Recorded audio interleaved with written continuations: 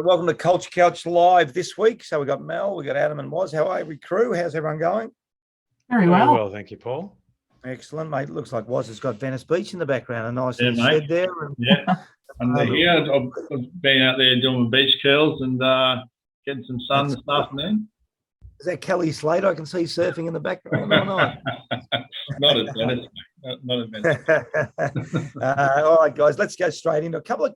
I might bring in a second question. Let's see how we go. I'm going to test you. This is Culture Couch, Harvard Business School type model, elevated MBA stuff. So we're going to another level here, but it'll all be dependent on your answers whether I bring in the second question. All right.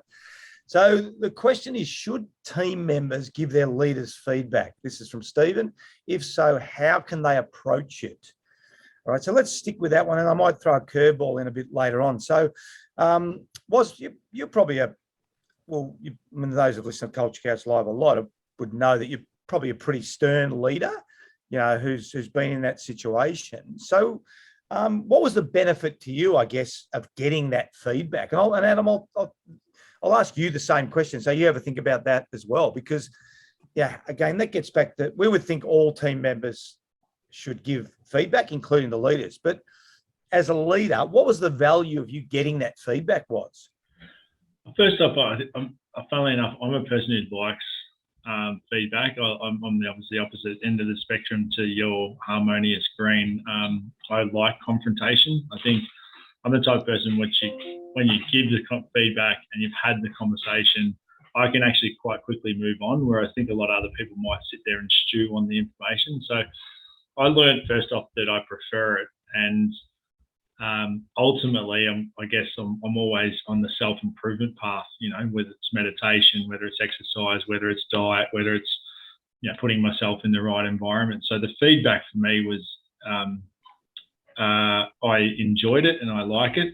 However, I understand that, not everyone is like me and would accept it and would react in an appropriate way. And I think that piece where if you are a sort of an individual underneath the leadership group, I think you find it pretty difficult potentially to give the feedback with the expectation that it mightn't necessarily go so well if you haven't built the frameworks to develop the care factor to have the conversations. But I enjoyed it. I continually use it. I'm still constantly working on myself, and the more feedback that I get, the better. But I had to go through the evolution of the Performance by Design program to get to the point where we developed the trust, the framework, and the care factor for that feedback to be given. Yeah, and I'll pick up on that, because I think if you look at the back part of the question, how can they approach it? I think you have to systemize feedback, don't you? Like, I think the part of the problem, and that's what I learned from the footy club, we were just used to feedback because the system gave feedback. If you didn't want to get feedback, well, don't play footy, because the whole system revolves around. But is that the missing piece in a lot of companies with that question? How can you approach it? If you don't have a system around it, I guess it's a really valid question. How do I approach my leader if we have no system in place to do it? So talk to that maybe, Adam. So I think you made the point there, Paul, and before, which is around review and how sport was so used to review, and indeed multiple times. And I guess in my professional career, my form of review was, if you did a good job, you had silence. And if you did something wrong, you may well get howled at. And you knew at a very high velocity and very high volume often that something had not gone as well as it needed to. And you get kind of shaken into that. You go, oh, I'll keep my head down. I'll try and do this. And it depends on what you've been role modeled. So to your point, Paul, the systems that you have in place and how do you develop that framework? I remember in a company, my first real experience was feedback. When someone said to me on the phone, can I give you some feedback? Yeah. I was like, oh, okay. I'm being unsure of what would be coming next. And they were so good about it. It was like this meeting, and it only just happened. These bits, awesome. This one, don't do that, because this is what happens. Yeah. Yeah. And it was, I was so grateful for the feedback because you all care, right? You all work hard. You want to do your best. You want to play your role for the team. But it's like, oh wow, thank you so much. It was like a relief, and I thought this was Yeah. so well done. Very different to being howled at, and much more effective. Yeah. So to your point, systems, processes, role model it really well. Do it often. Do it often. People love being told when they're doing something well. When they can do something better, why wouldn't you? And I think that's the point too, Mel. It's not, let's be really clear, because there's this, for some reason, I don't know, and I probably grew up in it as well, because the only time the coach spoke to me was when he yelled at me. So I'm used to that feedback. But we've got to reposition our thoughts on feedback, Mel. It doesn't have to be negative. And in fact, what we know is give the leader positive feedback, because often the leader does not even get that feedback. So maybe if you want to talk to that, Mel, around that notion of positive feedback. Yeah, absolutely. I mean, we talk a lot about trust in what we do. And the truth about feedback is that it's rooted in trust. So to Adam's point earlier, when you know that feedback is probably going to be a whack, there is no trust in that. And there's always an environment of where there's lack of safety and people don't feel confident in speaking up. And when somebody does, you expect something bad. So there's 4 words that I wrote down that encapsulates a bit of what we've spoken about. So it's the frequency that Adam mentioned, the systems, the safety, and they're all underpinned by trust. So the truth about it is, once the 4-to-1 feedback, the 4 positive to the 1 negative, is a real key in establishing that trust. People don't duck and run for cover as soon as somebody says, "Can I give you some feedback there, mate?" They know that it's constructive. They know that there's a good message potentially coming. And if there isn't, it's actually about their evolution and their growth. So in terms of a leader, the best leaders, to Warren's point, I think evolve and they grow through feedback from the team. So it really is, it's not a nice to have, it's an essential part of growth for the team and the leader, and high performance results from that. And I think the other thing, to systemize it, one of the things I think we do really well is just do the shout outs at the start of the meeting. It's like a little simple technique. If you want to know how to answer the question, if so, how can we approach it? Just set a system up at the start of the meeting. Guys, we want to shout out someone that's done something really well today. And that's that process. That's that accountability. That's that reinforcement. We talk about the little and often conversations. And I think that's really, really important. Okay, I'm going to throw you a curly one. All right, this is from Margaret. Is leading by intimidation effective? Is leading by intimidation effective? All right, you're chuckling the loudest, Adam. I'm going to you first. I've seen some pretty good examples of that, Paul. And for me, absolutely not. It resulted in, and I think not just my own underperformance compared to what I could do, I think it had an effect on the team. It stifles you, makes everyone very cautious and looking sideways, tense. I don't think it's an atmosphere in which you can thrive. And how do you trust that you're going to be safe and enjoy working somewhere when you know you might just get howled at any given moment in public and ridiculed? So I've never seen it work. Now, having said that, I would not suggest that you cannot be passionate and direct about feedback when it needs to happen in real time. And look, sport's an obvious example. When the ball's about to go past you, you don't know, hey, those 4 things, oops, it's gone.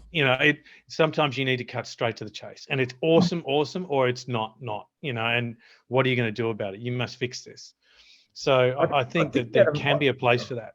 Yeah, can I pick up on that point? Because it's a really good point. Let's define intimidation, because I'm presuming, Mal, that we're not talking about lowering standards.